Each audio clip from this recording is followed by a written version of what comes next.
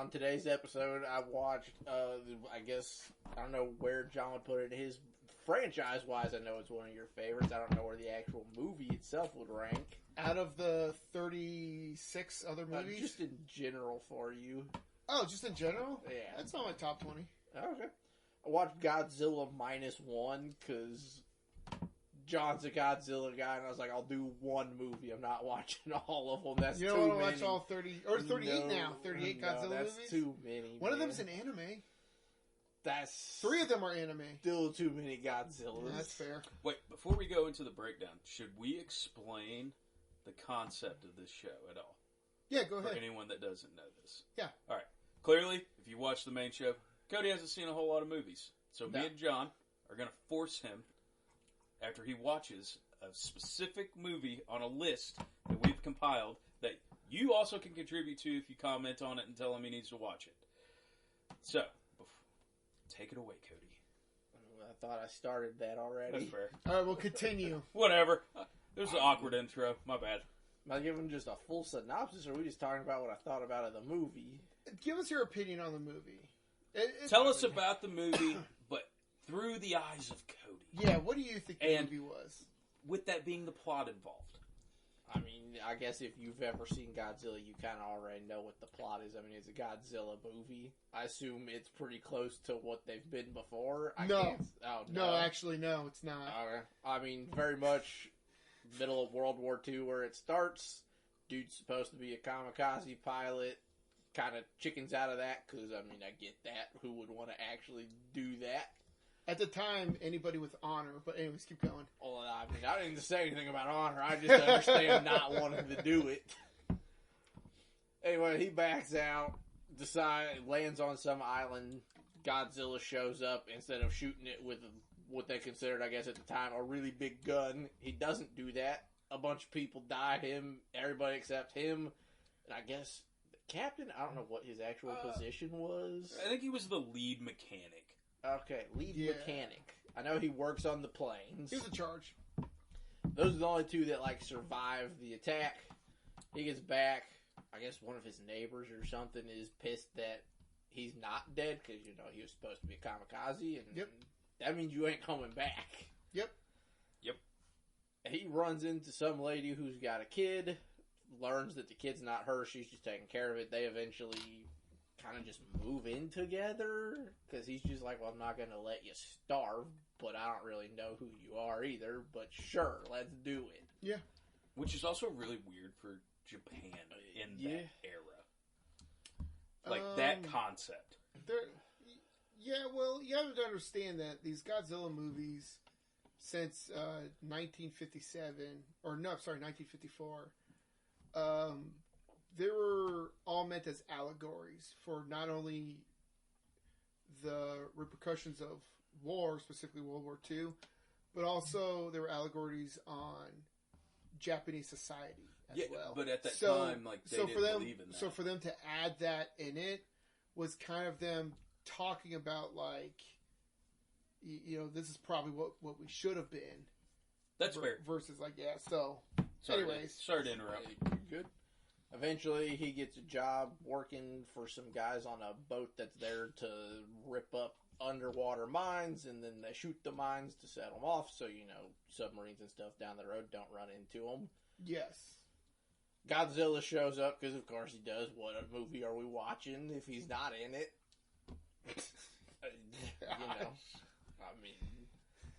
Anyway, eventually they send the information off. Somebody else gets a hold of the fact that it's going on. They send a bigger boat out. He absolutely destroys that boat. It shows up on land. Of course, main dude's there with the lady that he's living with. Godzilla attacks. She shoves him into some little alleyway, and she gets absolutely blasted. So at that point, oh yeah, she's dead. But, who knows what a movie's gonna do. Assume she's dead. They don't show anything. He gets pissed off. They eventually get some plan together to kill Godzilla, and he decides this is now when he's gonna do what he was supposed to do in World War II, I guess. I mean, they fight Godzilla. He dives the plane into it, blow him up. I mean, I'm trying not to give away too much. No, you're fine. You're fine. It's people clicked on the video; they know what they're getting into. Here's the thing: like, we'll put in a description like this is a spoiler thing. Like, we want to hear, what's going on with you and what you thought about this through the eyes of Cody. Also, to be fair, this is probably the earliest of movies we're going to be picking. Yeah. I'm overall. It was kind of boring. Like, there's not a lot going on. Not gonna lie. I know you love Godzilla. No, like that was like what about the part when he blows up Godzilla's face and I mean I was and then he regenerates. Like what? Wasn't crazy surprised that like he had the ejector seat. I thought he might actually go through with the whole kamikaze even after dude was like, hey, I put an ejector seat in. I thought maybe he would still do it, but at the same, like, I wasn't completely surprised it didn't happen that way. You don't mention an ejector seat if it's not going to play a role. No, exactly, yeah. It could have been to be like, oh, he's going to do it, and then he doesn't, and you go, oh, he didn't do it. He, Batman Dark Knighted it, man. Yeah. Okay, so you said it was boring. And I can understand that. Classic Japanese style, like, Godzilla movies, to what Americans are used to when it comes to kaiju movies, can be very boring. Kind of why I don't really jive with Gamera, surprisingly enough, but I do understand the turtle, that. Right? Yes, the turtle. Good movie, bad movie though, despite it being boring. Like, it's okay. It's okay. Like scale from like in a thumbs up, thumbs down world. Oh no, we need to invent a Cody scale. Oh, a Cody scale. I don't even know what to do for that. We'll do that next time. With the otters, I do thumbs up, thumbs down. I mean, I'd give it a sideways thumb, slightly leaning up. Okay, I take that. It could have definitely been worse. Any live action dubbing's gonna look weird. Don't get me wrong, it's better than any clip I've seen of the old ones, because that one was just bad. But no matter what you do, a live action dub is gonna be weird. Did the dubbing take it away from you? Because of the dubbing? Like, did that play into effect of you being like, it's okay? Slightly, but not a lot, because it was like, I understand what's happening. Like, it's either gonna be I find it with the subtitles and I have to read the whole time I'm trying to watch it, or I can just have a weird dubbing effect because it's not gonna quite line up. What did you think about the ending when the woman showed up? That was my biggest surprise. I honestly thought she was dead. Like, there was zero indication she wasn't dead. Yeah. And then just kind of showed up, and I was like, where'd that come from? Well, did you see the thing on her neck? No, I don't. You missed that? Dude. If it was a little thing, yeah, I'm probably not going to pick up on it. I'm bad at finding Easter eggs and things. So at the very last shot, it's like for a split second, you see the black line on her neck, which is the same black line that you would see on Godzilla every time he regenerated. And if you remember, one of the subplots was them experimenting with like Godzilla's skin and DNA.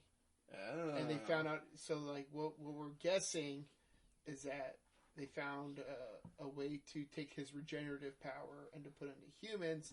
However, seeing the black lines on her neck clearly show that there was some reaction happening there.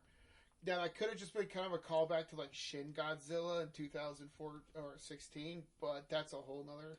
I'm not going to go on a Godzilla rant. Yeah, but I mean, was a little surprised. Actually, no, wasn't surprised. I don't know why I was about to say I was a little surprised. I wasn't even remotely surprised that Kid showed up. Of course he was going to show up at the end.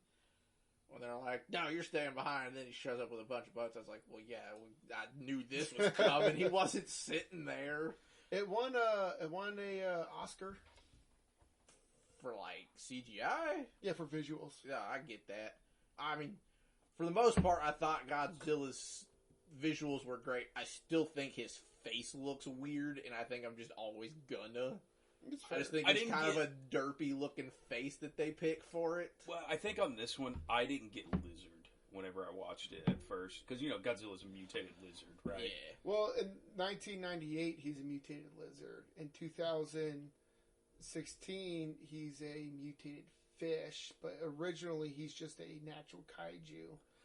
And this, technically, in this one, and in the Hizzy era, he is a dinosaur.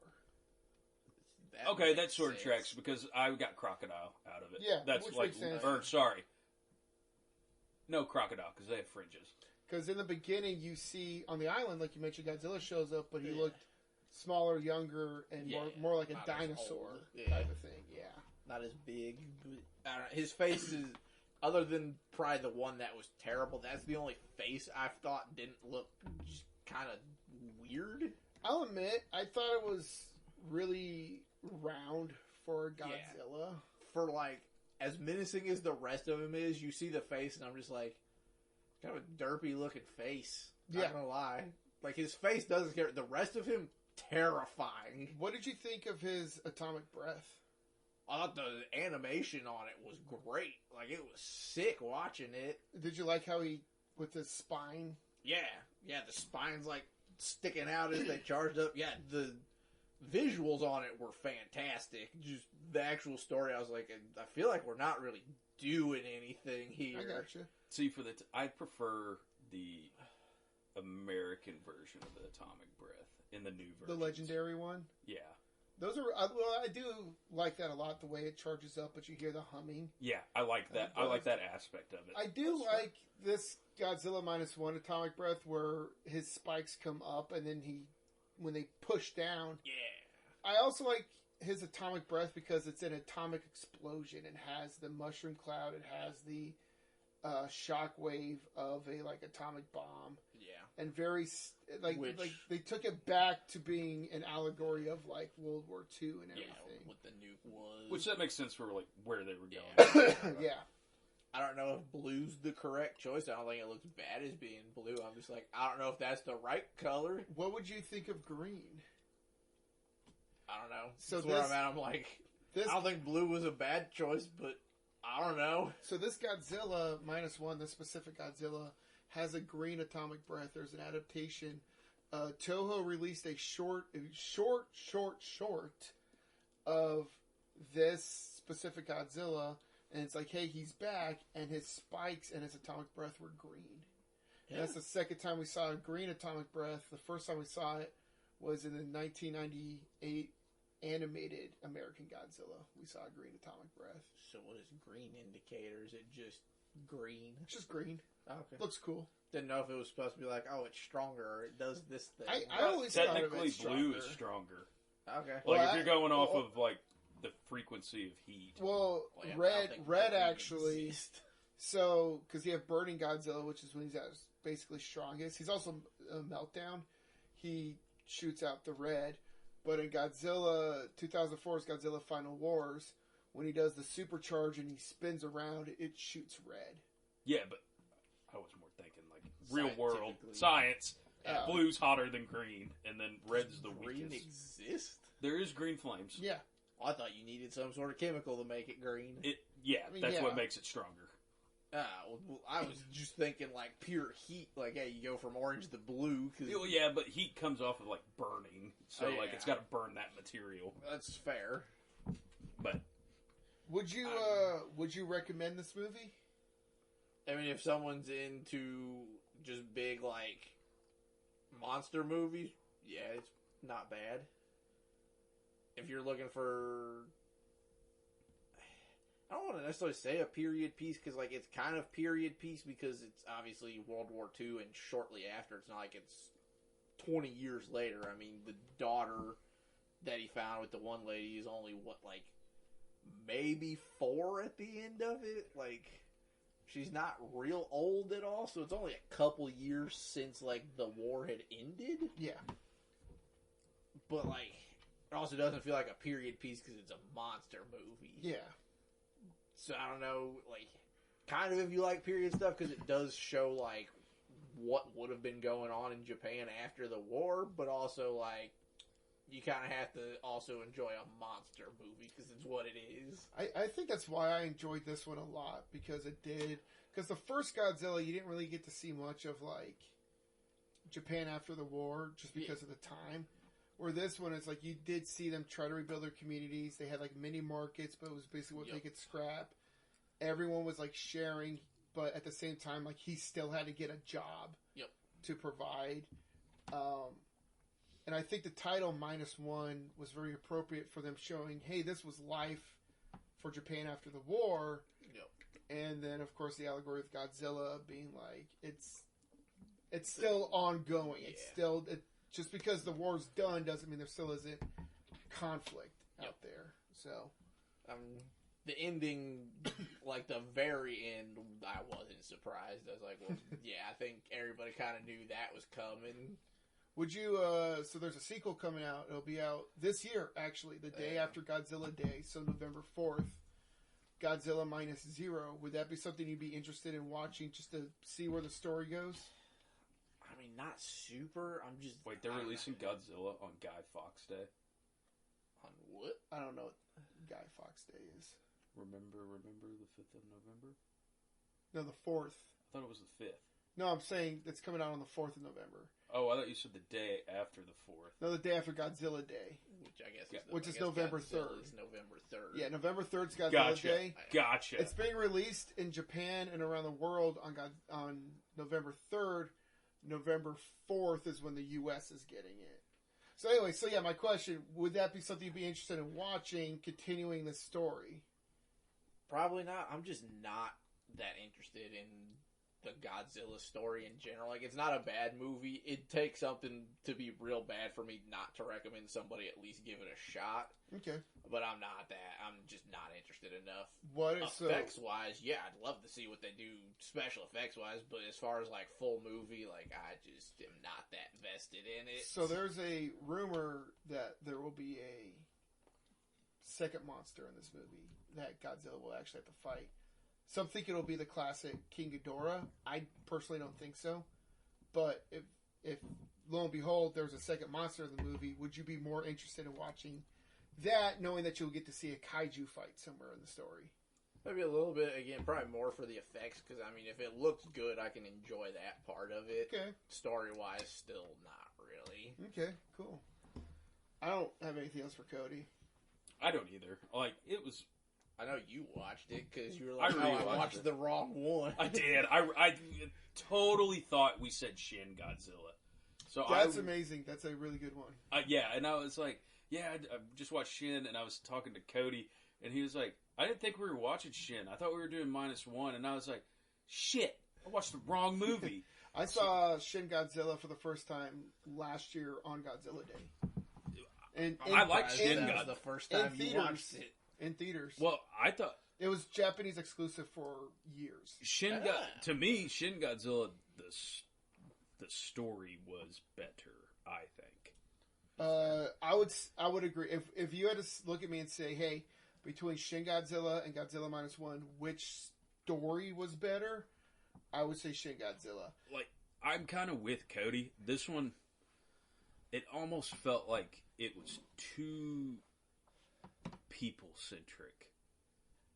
I know that sounds weird. Okay, I have something to say about that. That's fine. Let me get my thought out. Yeah. Like, it just felt... And I understand why they did it that way. I understand it, but to me, like, for a movie aspect, it's not what...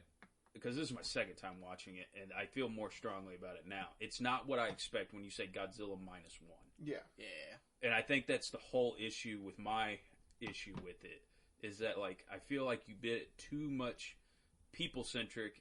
You didn't get that mixture like the new ones have. Yeah, the first, like 3, I guess really the first 2 times he shows up are, like 5 minutes, maybe? Maybe. Like, that beach scene, there's no way it's longer than 3. Yeah, the boat isn't very long. By the time he gets on land the first time, you're like, okay, this is at least a little longer scene, but even that's like maybe 10 minutes or something, so it's like, we don't see him that much until the very end, and it's just like, For a Godzilla movie, I expect to see Godzilla more. So this is the reason why in 2014, when Legendary was like, we're gonna make our own Godzilla movie, and my first thing I said was, America is not ready for a true Godzilla movie, which is what the 2014 Godzilla was. It was a pretty true to Godzilla, and I know everyone's issue with that one was Godzilla wasn't in it enough, especially for a movie called Godzilla. I'm going to tell you now, right now, if you are looking at Toho specific, which is 99% of the Godzilla movies, if you are watching a Toho Godzilla movie, you will barely see Godzilla. It's either about the people or it's about the monster that Godzilla's fighting. A really good example is Godzilla versus Megalon. Godzilla's in the last maybe 15, 20 minutes of the movie. The rest of the time, it's more about Megalon. It's more about the people. It's more about Jet Jaguar. It's more about a kid. And it's more about this like underground cult society that's like basically the Japanese version of like the Illuminati. Yeah, okay. Godzilla is in it for like 15 minutes. I assume that's because they're more like they're trying to throw in more metaphors and stuff than like. They're also trying to make it like a story. Yeah, but my issue, not just a big monster movie. So I always thought it was interesting how like whenever you would see, and that was everyone's issue with 2014 Godzilla because it was more about the people, it was more about the monster, and Godzilla was probably in that movie for like 30 minutes. He does have the best scene. He got the coolest scenes, but yeah, and then people were like, "Oh, Godzilla wasn't in this movie." I was like, "Yeah, that I was expecting that, and people like me were expecting that, but I don't think America, the average fan, the average moviegoer, or at least the average American, I don't think because I found that Americans like Kong a lot because Kong is about Kong, and that's more action packed and more about the monkey than it is about other stuff." Yeah. So I'm not saying I am against anything you guys say about that. I get it. Yeah. But it really is. I've found that like, and that's probably fair. It's just how movies. Yeah, it's how movies are here. I don't disagree with that. Yeah. I just think that the people-driven story in this Godzilla Minus One, and I believe Cody feels this way, was very. Boring's not the right word, but they like just don't do anything. It was like a drama. Yeah. Instead of being like a kaiju movie, it was more like a drama. Even if it wasn't like super kaiju, like even when we're focused on people, they're like other than him doing his job, like they're not doing anything. I want you. No, here's the thing. Now I want him to watch Shin Godzilla. Because when but they're doing things in that story. But they're not though because they're going from room to room to room to room. To show the bureaucracy of Japan and how that all works. But see, that told more of a story than it did. But even one guy. But even in Shin Godzilla's only in it for a little bit. Like he shows up for like 10 seconds and then goes away. But the people story of Shin Godzilla, it tells a story. We're just watching a guy. That's it. I think with Shin Godzilla, it was the people where Godzilla Minus One was like a person. That's the thing. I think if they focusing on the one guy, if they really had done more with like focusing on his struggle of not doing his job in World War II, because obviously they show some points where like it's kind of eating at him that he didn't do what he was supposed to. If they had focused more on that, I think it would have been a little more compelling. Yeah, but I got that. I agree with that, but I at the same time. Unfortunately, and this is like something I didn't like about the movie, I got all that in the beginning when he was on the island. Oh, see, I don't. And then it was like, okay, where else do I go with this person? It's just going to be him being mopey the whole movie. Yeah. See, I think it would have worked. Just like something where there's like a scene with him and the girl he took in where like he wakes up in like a cold sweat because of some nightmare and she's trying to help. It's like. That's at least diving a little deeper into what his psyche is doing to him for not doing his job with this whole thing. See, I don't think they leaned into his struggles enough. Yeah. Like, you get the aspect of the head mechanic handing him, like, all those letters on that boat back to the mainland. Yep. And, like, you don't, and the lady getting onto him, but like there should be more people antagonizing that PTSD to where he almost feels like he has to do seppuku, and then like say he gets to the point where he's about to do seppuku, and then Godzilla shows up and he like sees he has a redeeming feature that he needs to take this out. Then that's whole different ballgame. And I think that's what they were going for. Because when it first released, so you need to understand, Cody, this didn't release in America right away. Yeah, I figured. It was only in Japan, and when it got the hype in Japan, they were like, okay, we're going to have it worldwide. Well, then you also have to have time for dubbing and stuff, Yeah. too. So unless they planned that for original release, then it wouldn't come out at the same Yeah, time. they did not plan to release it in America at all until like the hype and the want for it. Because it only made like $50 million in America. That's not bad. It's not bad, but like for its entirety that it was the budget showing, on it wasn't that crazy, was it? No, it wasn't. Yeah, and But- I mean the effects of it, and then now we're looking at like Marvel spends this much, and you're like, this looks so much better. The Marvel CGI lately has been bad, but that's a different thing. The thing is though, like when I heard about it and people saw it, they were like, "Hey, Johnny, you need to see this," and I was like, "Well, duh." They're like, "No, it does really good at showing PTSD." And I feel like that was one of the underlying allegories that they had. But again, I agree with you. I don't really think they showed it hit the nail. That's why I liked when he was on the boat with the crew, because then you saw more stuff with that. Yeah, I think the issue is they wanted to lean into it, but they didn't know where that line was, where we lean too hard. Yeah. And like I kind of get that if a director doesn't know how to lean into that and then like pull back a little bit. It's a hard line to toe when you're talking about mental health. Yes, but like you understand, like the way Japan deals with mental health and the way America does, that's also fair too. It's completely different. So like I understand where like over in Japan they were like, wow, this was done perfectly, but here in America we're like, you probably could have done more. Yeah. But I mean that's something that I don't know that's cultural differences at that point. That's not something at that point you can super fix unless they go, well, we're gonna try and make it in the American way, and it's like then it probably would have just been bad. Well, and that's where we have like 1998 and like the modern Godzilla. Like there's their own little allegories in there too. Yeah, and like it's hard to do PTSD in shows or movies. Like the especially best when Godzilla's around. Oh, like, yeah. Like the best form I've seen of it was actually during the Punisher season 2 on Netflix. How they represented like actual veterans of PTSD. I thought they did that really well. But different culture. Well, I give this movie a 2 thumbs up. I give it a sideways leaning up thumb. I'll give it not bad. I am biased though. I'll admit that. I'll give it a thumb up. Gotta watch it at least once, even though we kind of dogged on the people storyline of it. It's still a good story. It's just we're making critiques on it. Yeah, it'll take a lot for me to say don't watch something. It's got to be like rubber level bad for me to say don't watch it. That's fair. Yeah, no, I think. And if you have any questions about that, watch our episode on our list of terrible movies. Yes, watch that.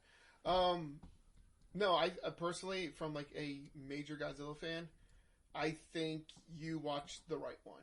Okay. So, and I think your synopsis on it was, you left out a lot of major. I've never heard anyone make Godzilla sound so lame, but I do think your synopsis on it was very on point.